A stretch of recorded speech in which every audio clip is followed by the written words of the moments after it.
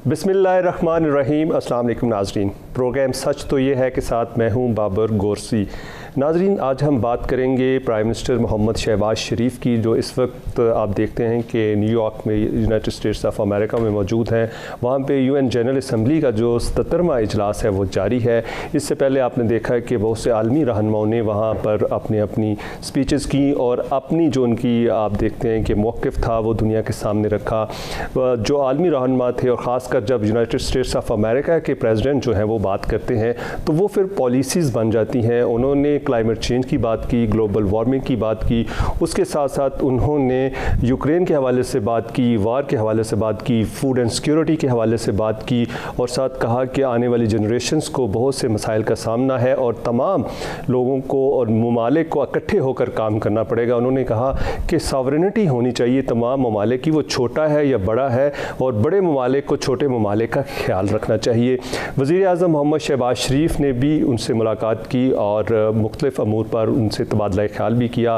Pakistan US relations के हवाले से भी बात की और इसके साथ साथ आपने देखा है कि प्राइम मिनिस्टर मोहम्मद शहबाज शरीफ ने जो साइडलाइन मीटिंग्स थी उसमें आपने देखा है कि प्राइम मिनिस्टर जापान से भी उन्होंने बात की, इसी तरह चाइनीज़ जो काउंटर पार्ट थे उनसे भी उनकी मुलाकात हुई।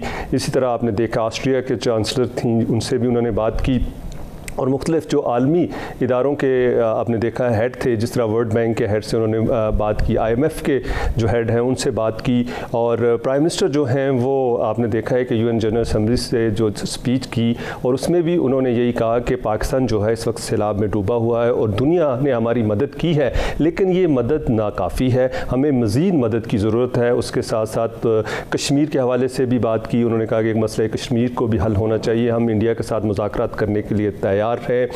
और आपने देखा है कि इस वक्त जो प्राइम मिनिस्टर हैं वो बहुत ही ज़्यादा आप देखें कि मीटिंग्स के अलावा साथ साथ वो परेशान है कि किसी तरीके से जो इस वक्त पाकिस्तान मुआशी आप देखते हैं कि उसको बहुत से मसाइल का सामना है, उन मसाइल से कैसे निकाला जाए। साथ साथ अब आपने देखा है कि आलमी जो रहनुमा हैं उनसे जब उन्होंने बात की, पाकिस्तान के रिलेशंस की बात की, तो हमेशा दुनिया कहती थी कि पाकिस्तान जो है उसकी जो मुख्तलिफ़ ममालिक के साथ ताल्लुकात हैं वो सही नहीं है और सिफारतकारी ठीक नहीं हो रही। लेकिन जब से प्राइम मिनिस्टर बने हैं सिफारतकारी को उन्होंने बेहतर किया। इससे पहले आपने देखा ICO समिट में भी उन्होंने तमाम आलमी रहनुमाओं से मुलाकात की थी और अपने मौक़िफ़ का इजहार किया था कि आज पाकिस्तान को जो चैलेंजेस हैं, रीजनल जो सिक्योरिटी के चैलेंजेस हैं, पाकिस्तान को मुआशी चैलेंजेस हैं, इसी तरह जो इंटरनल और एक्सटर्नल चैलेंजेस हैं उसके हवाले से भी बात की। और वो हमेशा बात करते हैं कि पाकिस्तान की बात करते हैं। वो कहते हैं जी हमने अगर हुकूमत में आए तो रियासत बचाने के लिए आए थे। आज भी उन्होंने आपने देखा कि ब्लूमबर्ग को इंटरव्यू देते हुए कहा कि हम ये चाहते हैं कि तमाम जो पॉलिटिकल फोर्सेस हैं पाकिस्तान में मुत्तहिद हो जाएं, इकट्ठे होकर काम करें ताकि पाकिस्तान जो है तरक्की की तरफ गामज़न हो। और इस वक्त अगर देखा जाए तो आलमी दुनिया के जितने भी रहनुमा हैं और इसी तरह आप देखते हैं उनसे मुलाकातें भी करते हैं, उनसे अपनी जो बात हैं वो भी मनवाते हैं। तो अभी आप देखते हैं कि जो राइटर्स हैं, एंकर्स हैं, एक्सपर्ट्स हैं, वो भी यही कह रहे हैं कि जब से शहबाज शरीफ आए हैं जो आलमी सफारतकारी है जो पाकिस्तान की पहले ज़्यादा अच्छी नहीं थी उसमें बेहतरी आई है। इस पर बात करेंगे। हमारे साथ हमारे मुअज़्ज़ज़ पैनलिस्ट मौजूद हैं। सबसे पहले मैं आपसे उनका तारुफ़ कराए देता हूँ। प्रोफेसर डॉक्टर सलमा मलिक हमारे साथ मौजूद हैं, माहिर बैनुल अक़वामी अमूर हैं। मैम आपका बहुत शुक्रिया कि आपने हमें टाइम दिया। शाहिद कियानी साहब हमारे साथ मौजूद हैं, साबिक सफ़ीर हैं। कियानी साहब आपका भी बहुत शुक्रिया कि आपने हमें टाइम दिया। जावेद मलिक साहब किसी तारुफ़ के मोहताज नहीं है, साबिक सफ़ीर और इसके साथ साथ मीडिया पर्सनैलिटी और बिज़नेस जो है कम्युनिटी जो है पूरी दुनिया की, उनको भी ये हेड करते हैं। मलिक साहब आपका भी बहुत शुक्रिया कि आपने हमें टाइम दिया। मैं प्रोफेसर साहिबा की जानिब जाऊँगा। प्रोफेसर साहिबा, अब आपने देखा है कि प्राइम मिनिस्टर जो है मुख्तलिफ़ जो हेड ऑफ़ स्टेट्स हैं उनसे भी बात कर रहे हैं और वो सारा उनका फोकस जो है इस वक्त आप देखें कि ताल्लुकात को बेहतर करना है, इकॉनमी को बेहतर करना है। दुनिया जो आलमी दुनिया है वो पाकिस्तान को किस तरह देखती है, वो आप इनको कहाँ इनकी स्टैंडिंग को देखती है और वो क्या चाहती है पाकिस्तान से और क्या पाकिस्तान उनकी तवक्कुआत पे पूरा उतर रहा है?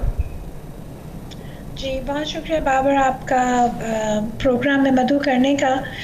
दो तीन चीज़ें हैं बाबर। अभी तो अगर बिल्कुल राइट एट दिस मोमेंट को देखें तो जो दुनिया का फोकस है ख़ासतौर पे पाकिस्तान को सेंटर में रख के वो फ्लड्स रिलेटेड है और उसमें पाकिस्तान के लिए बहुत ज़्यादा सिंपैथी है। इसलिए सिंपैथी है कि पाकिस्तान मैं ये तो नहीं कहूँगी कि मुकम्मल तौर पे कसूरवार नहीं था, बट पाकिस्तान की जो फ्लड्स हुए वो एक ग्लोबल फिनोमेनन की तहत हुए, जिसमें हम ये जो बज़वर्ड्स इस्तेमाल कर रहे हैं, zero emissions and carbon footprint etcetera etcetera, तो उसके लिहाज से पाकिस्तान इतना कसूरवार नहीं था। पर जब मैं कहती हूँ कि कसूरवार, इनको हम लोगों को ज़िम्मा ये लेना पड़ेगा क्योंकि बहुत सारी चीज़ें ऐसी थी जो हम प्रिवेंट कर सकते थे या प्रीएम्प्ट कर सकते थे, जैसे आबादियों को दरिया के करीब ना करें, बहुत सारी ऐसी डिफॉरेस्टेशन ना करते, बहुत कुछ ह्यूमन प्रैक्टिसेस हम इस तरह अडॉप्ट करते जिससे फ्लड मिटिगेशन हो सकती थी या नुकसान से थोड़ी सी बचाव हो सकता था। बट ये कहने के बावजूद बात ये है कि दुनिया ने ये देखा है कि जो इतनी दहाइयों से हम लोग मदर अर्थ के साथ खेल रहे हैं, खिलवाड़ कर रहे हैं, और ख़ासतौर पे फीवरिश किस्म की इंडस्ट्रियल ग्रोथ ग्लोबल नॉर्थ में हो रही है, उसका रिपरकशन ग्लोबल साउथ पे हुआ है। और ये पाकिस्तान जो है ये पहला एग्जाम्पल बन के सामने आया है। और जितनी डेविस्टेशन हुई है वो किसी बड़े मुल्क में भी होती, एडवांस मुल्क में भी होती, तो उनको काफ़ी नुकसान उठाना पड़ता है। तो ये सिंपैथी है। उसके साथ ये है कि प्राइम मिनिस्टर एक जियो इकोनॉमिक का और माशरती और माशी जो है हैंडशेक के लिहाज से आगे बढ़े हैं, और इस लिहाज से जो दुनिया है उनको इसलिए वेलकम कर रही है कि अगर पाकिस्तान के पास एक इमेज है कि हम लोग अपनी जो है इकोनॉमिक्स को बेहतर करना चाहते हैं और हम ऐसे कोई स्कीम चाहते हैं जिससे हमारी जो जियो इकोनॉमिक इंगेजमेंट है वो पॉजिटिव तरफ जाए और एक विजन के साथ जाए, तो वो बहुत हेल्पफुल हो सकती है। तो इस वजह से जो दुनिया है वो काफ़ी ज़्यादा फोकस कर रही है। तीसरी जो चीज़ थी वो ये थी कि पाकिस्तान के ऊपर एक बार बार इस चीज़ का टैग लग रहा है कि हमारी टिल्ट चाइना की तरफ बहुत ज़्यादा है, और पाकिस्तान ने अपने मौक़िफ़ को बार बार इस चीज़ को क्लियर किया है कि चाइना हमारा बहुत पुराना, बहुत गहरा और बहुत करीबी दोस्त है, और वो हमें इकनॉमिक जो है हालात में सपोर्ट करता रहा है, उससे बेल आउट करता है। तो अगर आपने भी हमारे अच्छा फ्रेंड प्रूव करना है तो हमारे साथ इकोनॉमिक हैंडशेक करें, एड ना करें, ट्रेड करें, जो एक हमारा हमेशा से मंत्रा रहा है।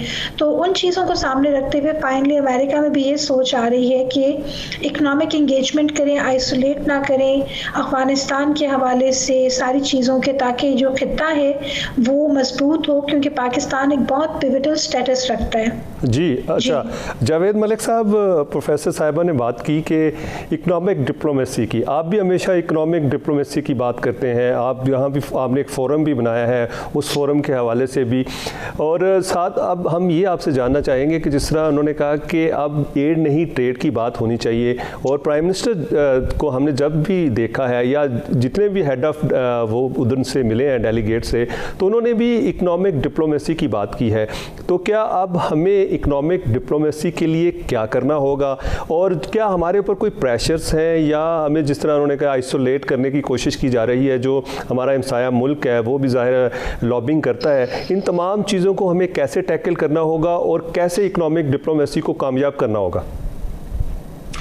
जी देखिए, हमारी यहाँ एक अनफॉर्चुनेटली एक परसेप्शन ये रही है, हम फॉरेन पॉलिसी को या जो भी डिप्लोमेटिक रिलेशंस हैं वो उनको हमेशा पर्सनालिटीज़ के साथ अटैच कर देते हैं। यानी एक पुराना विजिट हुआ जब इमरान खान साहब का, तो जब वापस आए तो उन्होंने कहा कि मुझे लग रहा है मैं वर्ल्ड कप जीत चुका हूँ, तो फिर हमने उनके विजिट को सक्सेसफुल कहा। फिर उसके बाद क्या हुआ, अमेरिका के साथ उन्होंने किस तरह के इल्ज़ाम लगाए। अब जब शहबाज शरीफ साहब गए हैं, ऑब्वियसली एक डिफरेंट पॉलिटिकल पार्टी को रिप्रेजेंट करते हैं, और यहाँ पे जो चीज़ डिफरेंट है वो ये है कि दो मुल्क की बड़ी पॉलिटिकल पार्टीज जो हैं वो एक कोलिशन गवर्नमेंट में है। अब फॉरेन मिनिस्टर आपके बिलावल भुट्टो जरदारी हैं, उनका वर्ल्ड व्यू जो है आप जानते हैं थोड़ा सा मुख्तलिफ हो सकता है। शहबाज शरीफ साहब ऑफ कोर्स प्राइम मिनिस्टर हैं, लीड कर रहे हैं डेलीगेशन को, उनका वर्ल्ड व्यू थोड़ा डिफरेंट है। तो मैं ये समझता हूँ कि जिस चीज़ को हमें रियलाइज़ करना चाहिए कि जो दुनिया है, चाहे वो यूएन के अंदर हम मीटिंग्स कर रहे हैं, चाहे वैसे ही बायलैटरली करें, वो स्टेट टू स्टेट डिप्लोमेसी पे यकीन रखती है। पर्सनैलिटीज कोई भी हो, प्राइम मिनिस्टर आज जो हैं कल कोई और भी हो सकेगा, तो हमको देखना चाहिए कि ये चीज़ बहुत इंपॉर्टेंट है कि जो शेयर्ड इंटरेस्ट्स होते हैं दो ममालिक के दरमियान या किसी ब्लॉक के दरमियान, यूएन और पाकिस्तान के माबैन अगर आप बात करें तो कुछ ऐसी, मतलब कश्मीर का इशू है, चाहे कोई भी गवर्नमेंट आ जाए तो वो एक ही बात करेगी।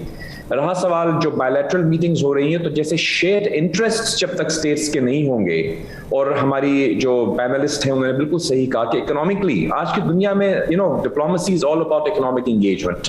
जहां पे आपकी इकोनॉमिक इंटरेस्ट्स हैं, इकोनॉमिक टाइज को आप प्रमोट करना चाहते हैं, वहां पे आप देखेंगे कि रिलेशनशिप फ्लरिश कर रही है। अगर आप गल्फ कंट्रीज को देख लें, कुछ लोग यहाँ पे सवाल करते हैं कि गल्फ कंट्रीज की तरफ, इंडिया की तरफ क्यों है, एक ट्रेडिशनली हम पाकिस्तान के साथ हुआ करते थे, उसकी एक ही रीजन है, it is just economics, trade, investment.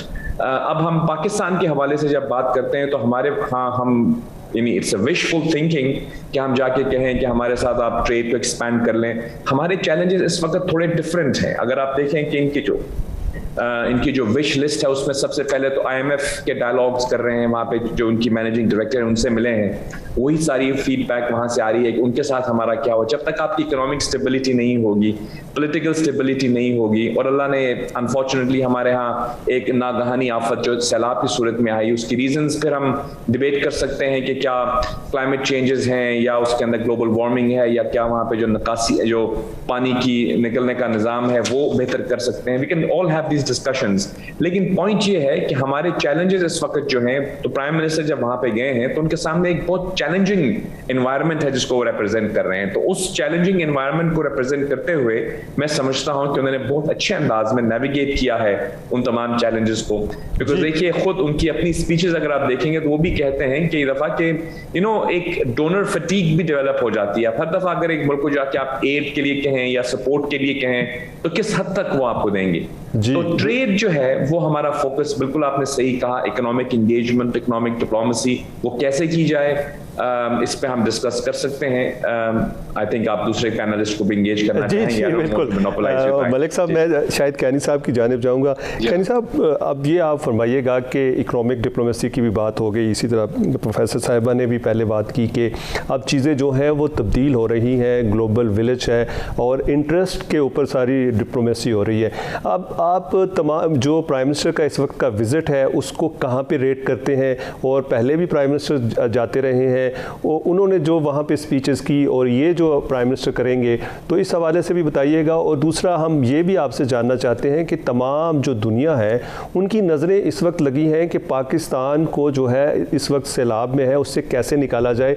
$30 अरब का कह रहे हैं कि नुकसान हुआ है, तो उसका अजाला कैसे किया जाएगा। क्या तमाम कोशिशों में प्राइम मिनिस्टर साहब और वज़ीर ख़ारजा कामयाब हो जाएंगे कि दुनिया जो है इनकी तरफ आएगी और इमदाद करेगी?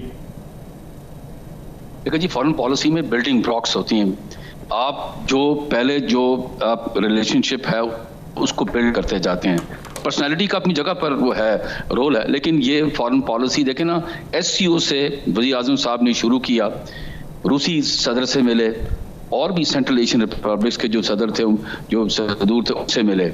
तो ये बड़ी जरूरी, क्योंकि एफर्टलेस मीटिंग होती है, क्योंकि यहाँ पर इन लीडर्स को या तो फिर इन सब के मुल्कों में जाया जाए, लेकिन वहाँ पर क्योंकि SCO है या G है, यहाँ पर दुनिया के लीडर्स आते हैं, आप साइड लाइन पे मिलते हैं, बात करते हैं। ये पाकिस्तान को जो एक सिंपैथी नेचुरल मिल गई ये फ्लड्स की वजह से, अननेचुरल है, ये अनफॉर्चुनेट है, लेकिन एक सिंपैथी, ग्लोबल सिंपैथी पाकिस्तान को मिल चुकी है। यहाँ पर दो इनके लिए चैलेंजेस थे जो मैं समझता हूँ कि हमारे वज़ीर आज़म साहब के लिए, वही बिल्डिंग ब्लॉक्स है ना। एक तो अमेरिका के साथ जो थोड़े सी हमारी गलतफहमी का मसला था, फिर फ्रांस के साथ भी था। ये दोनों मौके थे जिसके ऊपर इससे पहले ही थोड़ा सा शुरू हो चुका था, जब से अमेरिकन सफ़ीर आए हैं तो ये हालात थोड़े से बेहतर होने शुरू हो चुके थे, और ये सही भी है। देखें, वजह यह है कि अमेरिका एक हमारा बड़ा इंपॉर्टेंट ट्रेडिंग डेवलपमेंट पार्टनर भी है, ठीक है जी, डिफेंस रिलेशंस भी हैं अपनी जगह पर है, उनकी से है फाइनेंशियल इंस्टीट्यूशंस में है, आपको इनकी वो सपोर्ट की ज़रूरत है, FATF है, IMF है, तो बड़ा ज़रूरी था। उनसे कहना सेक्रेटरी ऑफ स्टेट से भी मिले और मुख्तसर बातचीत उनके साथ भी हुई, क्या कहते हैं अमेरिकन सदर। लेकिन अमेरिकन सदर ने अपनी स्पीच में भी पाकिस्तान की सपोर्ट किया, ये जो फ्लड्स में मदद है। तो ये बड़ी ज़रूरी थी कि आप अपना मैसेज दें, और यूएनजीए की स्पीच अपनी जगह पर है, लेकिन साइड लाइन्स के ऊपर वज़ीर आज़म साहब बहुत इंपॉर्टेंट लोगों उसमें वर्ल्ड बैंक है, IMF है, और भी बहुत सारी इंस्टीट्यूशन के साथ वो मिले हैं, और सेक्रेटरी जनरल UN जो है उनकी अपनी स्पीच में भी पाकिस्तान को सपोर्ट किया है। वहाँ जाना ज़रूरी था, साइड लाइन पे मिलना ज़रूरी था। स्पीच अपनी जगह पर है, उसकी अपनी अहमियत है, लेकिन वो अहमियत तब इम्पॉर्टेंट होती है कि आप उनकी जो स्टेक होल्डर्स हैं उनको भी आप मिलते हैं, और वो मिले हैं उनको। तो हम उम्मीद करते हैं कि पाकिस्तान का ये जो अब ये $30 बिलियन की बात की है, ये तो 30 से ऊपर जाएगा। मैं इसकी वजह बताता हूँ। आपका कोई इंफ्रास्ट्रक्चर जो है वो सही नहीं है। स्कूल निकल गए, प्राइमरी स्कूल चले गए, बेसिक यूनिट चली गई, लोगों के पास घर नहीं है।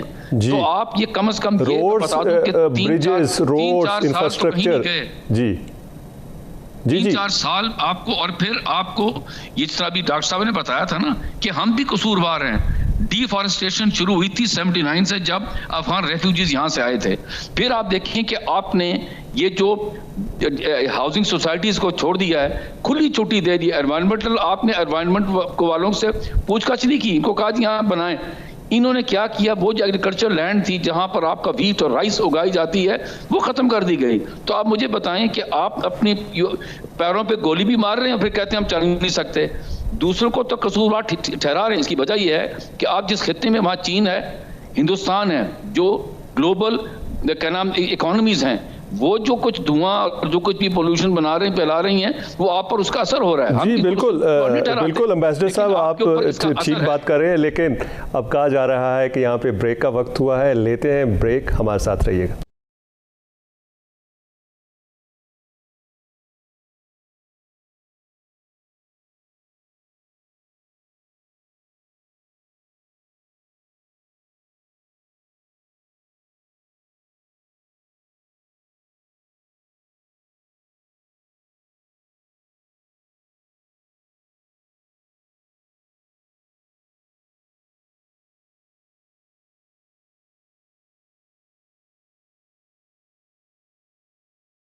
वेलकम बैक नाजरीन, आपको प्रोग्राम में दोबारा खुश आमदेद कहते हैं। वज़ीर आज़म मोहम्मद शहबाज शरीफ जो इस वक्त UN में मौजूद हैं, उस हवाले से हम बात करेंगे। और उन्होंने देखा है कि मुख्तलिफ जो लीडर हैं वहाँ उनसे उन्होंने मुलाकात की, और पाकिस्तान जो इस वक्त बहुत से मसाइल में गिरा हुआ है उस हवाले से बात की, और साथ साथ उन्होंने फाइनेंशियल इंस्टीट्यूशंस के जो हेड हैं उनसे भी बात की। हमारे साथ जावेद मलिक साहब मौजूद हैं, शाहिद कियानी साहब मौजूद हैं, डॉक्टर सलमा मलिक साहिबा हमारे साथ मौजूद हैं, और हम चाहेंगे कि प्रोफेसर साहब की जानिब जाया जाए।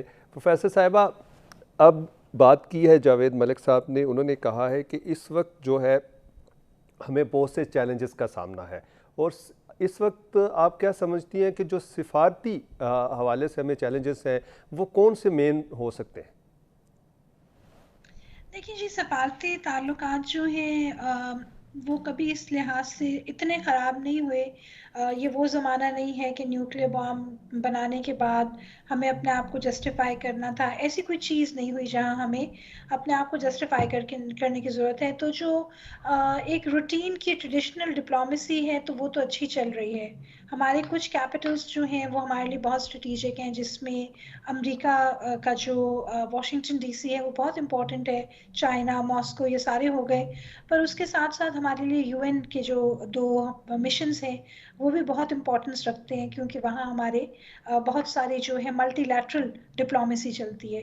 पर आज के ज़माने में जो डिप्लोमेसी है वो जहाँ हमारे ट्रेडिशनल इंस्टीट्यूशन का बहुत बड़ा रोल है डिप्लोमेसी चलाने में, वहाँ हमारी जो नॉन ट्रेडिशनल ट्रैक्स हैं डिप्लोमेसी के, जिनको हम मल्टी ट्रैक कहते हैं, तो वो भी बहुत ज़्यादा इम्पॉर्टेंट हो जाते हैं।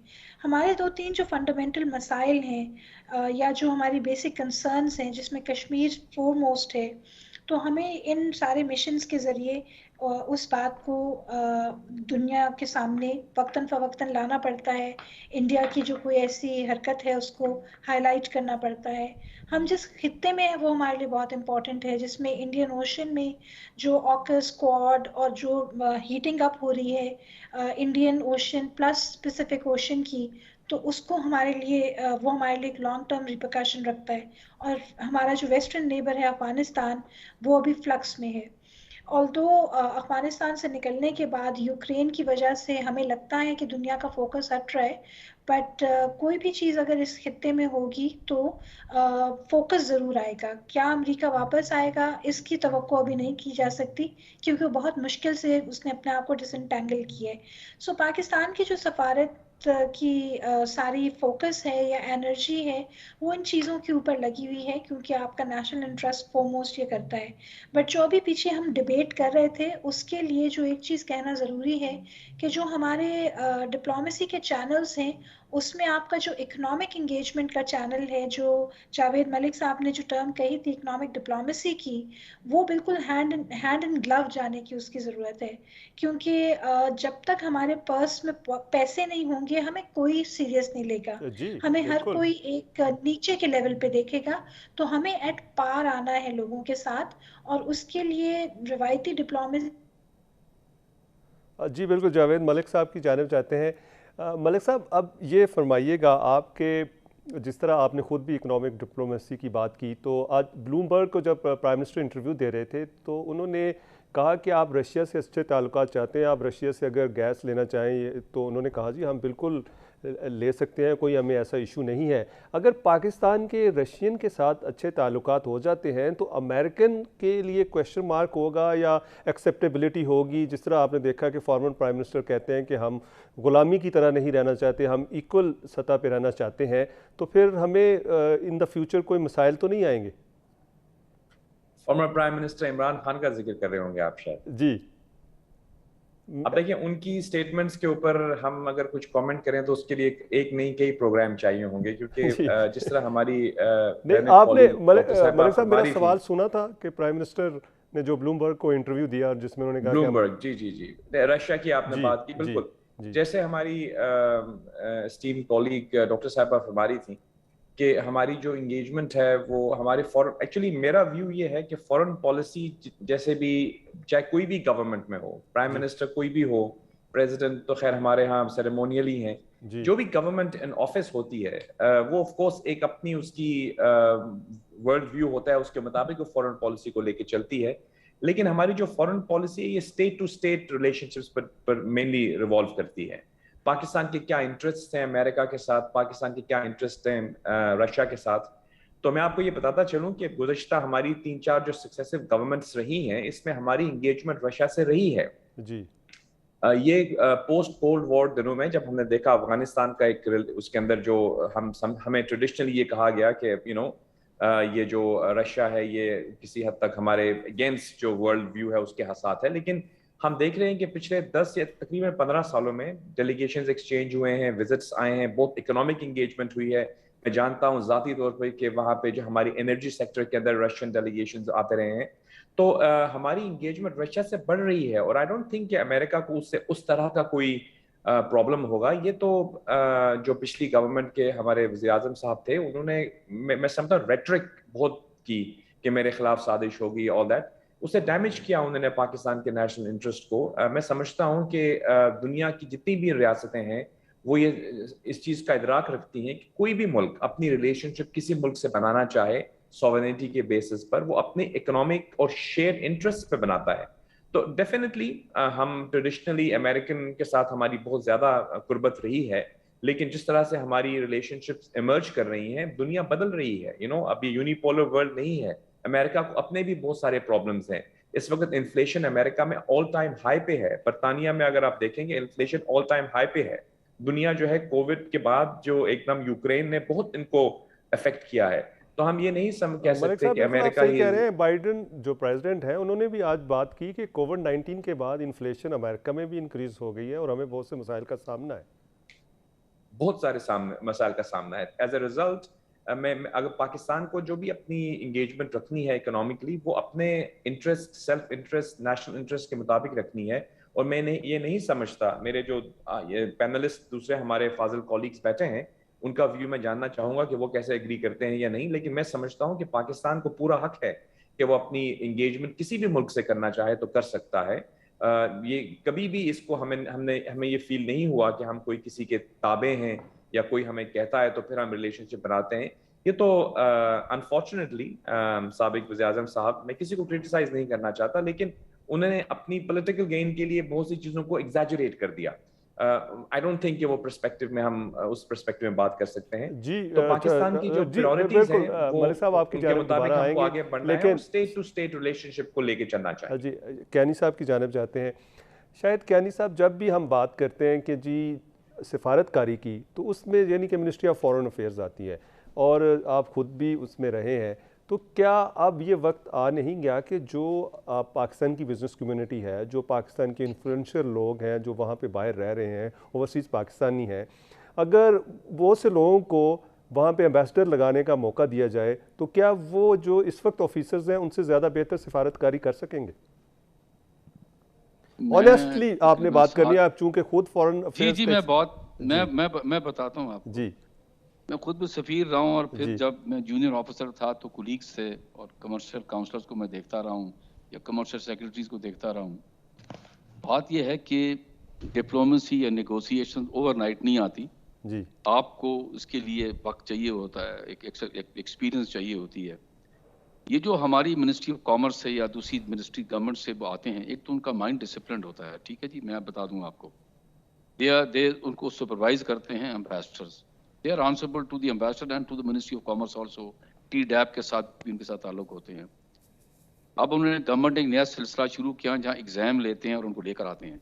बिल्कुल, अगर आप इस सिस्टम के तहत चलेंगे कि मेरिट बेस्ड हो और आप जहाँ इम्पोर्टेंट, जहाँ आपके ट्रेडिंग पार्टनर्स हैं उनके लिए स्पेशली आप एग्जाम रखें और उनको लेकर आएँ तो बिल्कुल ठीक है। लेकिन पिक एंड चूज खुद ना करें आप कि जी ये बिजनेसमैन है, ये इस कंपनी में है, इसको मैं लेकर आऊँगा।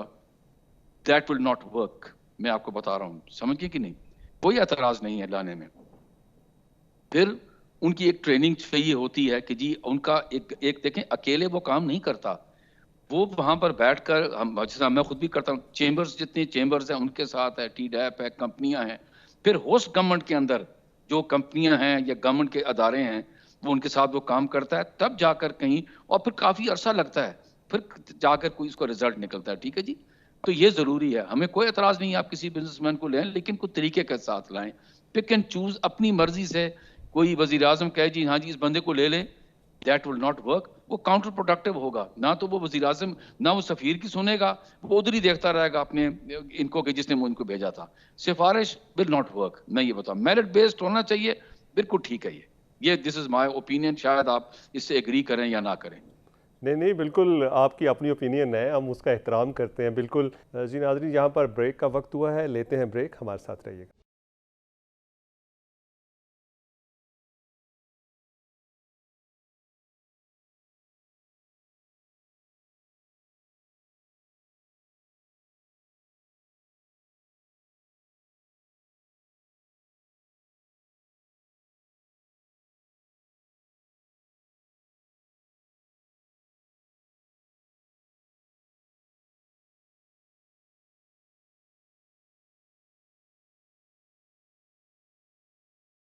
जी नाज़रीन, आपको प्रोग्राम में दोबारा खुश आमदेद कहते हैं। प्राइम मिनिस्टर का विज़िट जो है UNGA का, वहाँ उसके हवाले से बात कर रहे हैं। हमारे साथ हमारे मोअज़्ज़ज़ पैनलिस्ट मौजूद हैं। डॉक्टर सलमा मलिक हमारे साथ मौजूद हैं, शाहिद कियानी साहब हमारे साथ मौजूद हैं, जावेद मलिक साहब हमारे साथ मौजूद हैं।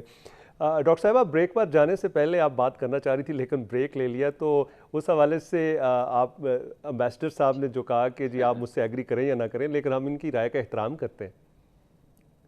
नहीं नहीं, बिल्कुल राय का एहतराम करते हैं और मैं बिल्कुल फॉरेन ऑफिस की ना सिर्फ सपोर्ट में हूँ, मैं बहुत मेरे अच्छे और काबिल कॉलीग्स, फ्रेंड्स जी, वहाँ आप हैं। वहाँ पे जो मैं एक प्रोफेसर चीज़ कह रही, पढ़ाती भी हैं, उनको लेक्चर भी देते हैं आप। जी जी बिल्कुल जी। जी जी देखिए, हमारा जो सिस्टम है वहाँ हमारी ये एक इंस्टीट्यूशनलाइज्ड सेटअप है जहाँ ये होता है।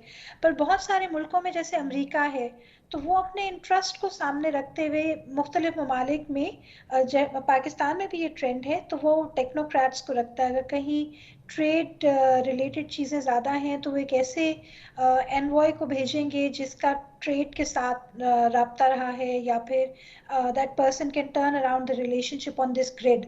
तो ये कोई ऐसी अनप्रेसिडेंटेड बात नहीं है और उसमें मेरिट को बिल्कुल सामने रखा जाता है। हाँ, हमने ये भी देखा है कि कुछ जो बात एम्बेसडर कियानी पिन पॉइंट कर रहे थे, बट द फैक्ट इज कि even if you don't have a person who has been trained from day one as a diplomat specifically कि वो इसी फील्ड में काम करे, आप किसी और फील्ड से भी बंदे को ला सकते हैं, वो होता है, बट जो हमारा सेटअप है वो ज़रा इस लिहाज से ज़्यादा कन्फॉर्मिस्ट है। बट हमारे बीच में ऐसे टेक्नोक्रेट्स के एग्जाम्पल हैं जो रहे हैं, कामयाब भी रहे हैं, और कई दफ़ा आइदर साइड पे लोग कामयाब नहीं भी रह देखें का सकते। ये जिस तरह और ये जावेद कोई मलिक सेट साहब हमारे कोलीग एंकर थे, लेकिन इन्होंने बहरीन में जब रहे एम्बेसडर तो हमारे आज तक कितने अच्छे ताल्लुकात हैं बहरीन से। पहले जो दूसरे सीज़न आपने देखा है कि जो मोफा से थे, उनसे ज़्यादा अच्छा काम किया इन्होंने। जावेद मलिक साहब ने बहुत अच्छा काम किया है, जी बस हाँ ये बात कहूंगी। मैं जी। किसी का कंपैरेटिव नहीं आप नहीं एनालिसिस कर रही, नहीं, लेकिन ये तो मेरा point person of to view है। पर्सन डिपेंड करते हैं ना कि जी आपकी स्ट्रेंथ्स क्या है। जी तो बिल्कुल। आप स्ट्रेंथ्स को मैक्सिमाइज कर सकें तो इससे बढ़ के कोई चीज नहीं है। जी जी बिल्कुल। अच्छा, जावेद मलिक साहब की थैंक यू। जानिब जाते हैं। मलिक साहब, इस वक्त पाकिस्तान को जो है रीजनल इश्यूज़ का भी बड़ा सामना है। अफ़गानिस्तान के साथ ताल्लुकात की जब हम बात करते हैं तो हमेशा हमने वहाँ पे बहुत सी ज़्यादा ना सिर्फ कुर्बानियाँ दी जानी, और इसके साथ साथ हमने $200 बिलियन का जो है लॉस भी किया, लेकिन आज भी हमारे ताल्लुकात उनके साथ उस तरह नहीं है। फिर हमारे साथ इंडियन, जो हम कश्मीर की बात करते हैं, प्राइम मिनिस्टर ने भी कहा कि हमारा एजेंडा जो है वो नंबर 1 कश्मीर होगा। फिर हम ईरान पाकिस्तान ताल्लुकात, तो इन तमाम जो रीजनल सतह पे सफारतकारी है उसको कैसे इम्प्रूव किया जा सकता है, और इसके लिए क्या करना चाहिए कि जो दूसरे ममालिक हैं वो हम पर एतमाद करना शुरू कर दें। जी, इसमें मैं just thank you very much doctor साहबा, आपके काइंड वर्ड्स का। मैं जस्ट इन 1 मिनट में कहना चाहूँगा कि हमारे जो कैरियर डिप्लोमेट्स हैं, मुझे तकरीबन 10 साल जो है फॉरेन ऑफिस के साथ काम करने का मौका मिला एट डिफरेंट लेवल्स, और बहुत ही अच्छे और सीजनड ऑफिसर्स मुझे मिले, उनसे मेरी इंगेजमेंट रही, अभी भी है। And of course I have always found foreign office to be very highly professional. एक जो चीज़ है वो क्योंकि डॉक्टर साहबा का ताल्लुक एकेडमिक्स से है, और एम्बेसडर साहब का भी, वो इसके ऊपर बात कर सकेंगे कि हमारे यहाँ जो एम्बेसडर्स हैं, हमने जो देखे, मेरे बहुत ही काबिल एहतराम दोस्त रहे हैं, अभी भी हैं। वो हमारे यहाँ इकोनॉमिक डिप्लोमेसी का जो एलिमेंट है, या ट्रेड डिप्लोमेसी का एलिमेंट है, ये हमने कॉमर्स मिनिस्ट्री को दे दिया है। Is it right if I am जी नॉट रॉन्ग? बिल्कुल। और कॉमर्स मिनिस्ट्री जो है, अगर आप दुनिया में इस वक्त बरतानिया की एग्जांपल ले लेते हैं, वहां पे फॉरेन एंड कॉमनवेल्थ ऑफिस का भी नाम चेंज हुआ है, foreign Commonwealth and development office. उन्होंने ट्रेड, डेवलपमेंट, इस सब चीजों को एक जगह एमलगमेट कर दिया है।